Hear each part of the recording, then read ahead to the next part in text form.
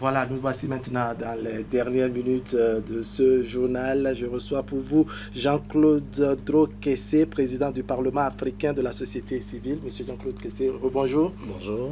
Vous avez conduit une mission d'observation au Gabon lors des élections. Dites-nous de façon globale, qu'est-ce qu'on peut retenir? Nous étions au Gabon, comme vous l'avez dit. De façon globale, notre mission d'observation a estimé que les élections se sont très bien passées. C'est vrai dans toutes les élections sur le continent africain, je dirais même dans le monde. Il y a souvent quelques dysfonctionnements, mais dans l'ensemble, nous avons jugé ce scrutin acceptable. Alors, est-ce qu'on peut dire que les irrégularités constatées ne sont pas de nature à entacher la sincérité du vote?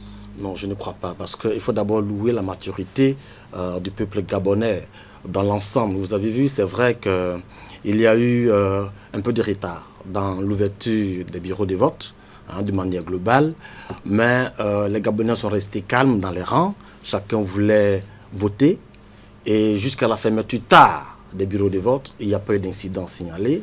Et nous estimons que dans quelques irrégularités que nous avons pu constater, ne sont pas de nature effectivement à entacher la crédibilité du scrutin. Mais le constat est clair sur le continent, c'est que les périodes post-électorales sont souvent très agitées, surtout lorsque le président en exercice est candidat à sa propre succession. Selon vous, qu'est-ce qui est à l'origine de cette situation? Oui, je reconnais quand même que nous avons sur le continent africain des élections que nous appelons des élections à risque. À risque parce que nous sommes dans l'ensemble une jeune démocratie en Afrique et nous n'avons pas souvent très confiance en nos institutions.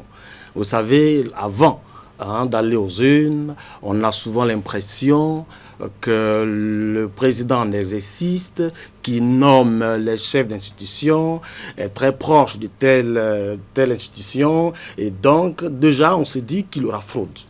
Et quand on pense qu'il va y avoir fraude, tout de suite, on est méfiant. Et on se dit, certainement, s'il gagne, c'est pas fraude.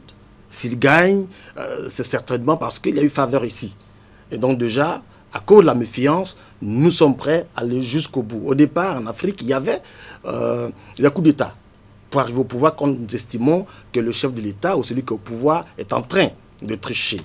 Mais nous nous rendons compte, ces 5 dernières années, qu'il est difficile d'accéder au pouvoir en Afrique par des coups d'État.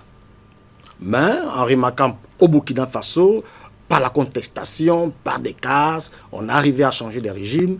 Et donc aujourd'hui, de l'autre camp, le camp souvent qui n'est pas au pouvoir, se dit, si je ne gagne pas, c'est que l'autre a triché, j'ai un autre moyen, descendre dans les rues, et par les rues, certainement, je peux accéder au pouvoir. Mais au-delà de ça, on reproche souvent aussi aux missions d'observation de prendre parti. On dit que l'argent passe souvent par là aussi. Alors dites-nous, vous, à votre niveau, qu'est-ce qu'on peut retenir?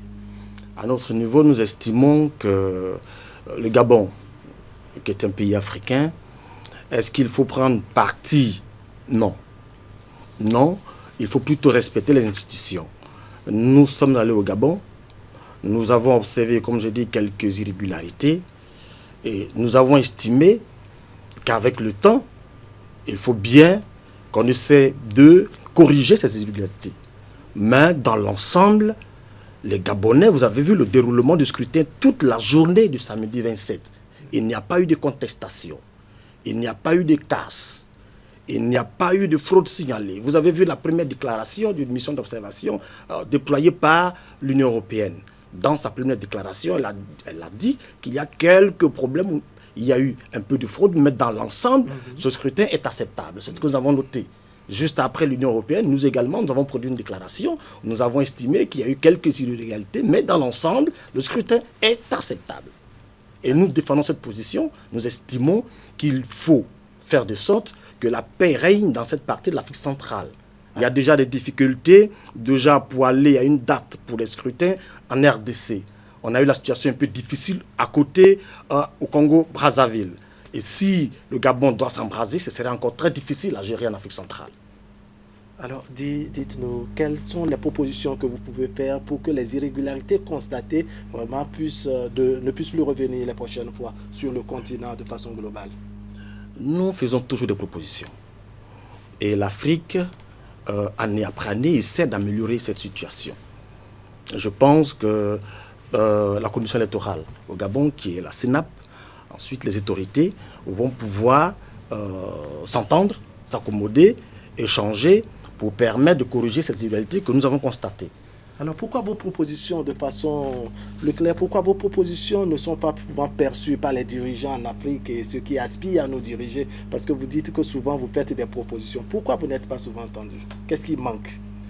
Je disais tantôt que nos élections en Afrique sont beaucoup basées sur d'abord l'envie absolue de pouvoir nous diriger, mais passionnés. Nos dirigeants, quand il est question de discuter des choses qui concernent l'élection, abordent toujours les choses sur le plan politique. Il faut tenir compte souvent de la proposition de la société civile. Mais quand vous prenez le plan politique, vous oubliez quelques détails qui peuvent poser problème, comme aujourd'hui, généralement sur le continent africain. Nous estimons qu'il faut d'abord appeler la société civile dans nos États, appeler les différents partis, nous asseoir, discuter sur les différents points avant d'entrer sur le terrain du jeu électoral. Ce qui ne se fait pas. Nous nous précipitons et devant, quand il y a trouble, nous rendons compte qu'il y a des aspects que nous avons négligés. Alors, les informations font état de ce que dans les rues du Gabon, les populations sortent pour manifester leur mécontentement. En clair, il y a de l'agitation. Quel message vous avez à l'endroit de ces Gabonais afin qu'on puisse dire du Gabon qu'il se remet sur le chemin de la démocratie? L'appel que nous avons lancé, nous continuons de lancer. Nous demandons aux Gabonais qui contestent actuellement de le faire dans un cadre légal. Il faut contester, mais ne pas casser. Ne pas casser parce que c'est l'État, ce sont nos moyens qu'on dégage l'argent du contribuable pour aller reconstruire ce qui a été cassé.